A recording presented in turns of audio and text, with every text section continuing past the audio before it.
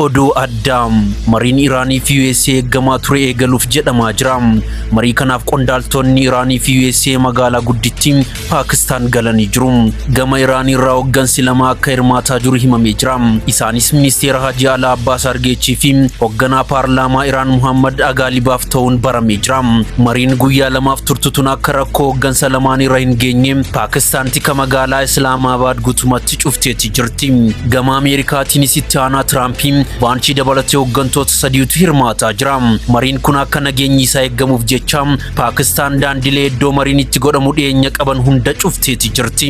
Dabalataan ammoo humna nageenya dabalataa 10,000 Paakistaan bobbaaftee jirti. Hanga ammatti ulaa Hormuz keessa dooniin nagaan dabarte kan michuu Iraanii Raashiyaa qofa jedhamaa jira. Iraan dooniileen hundi ajaja ishee eeguun kafaltii maallaqaa Iraaniif kaffaluun akka darban godhaa jirti. Qabxiin kun marii keessas ni jira.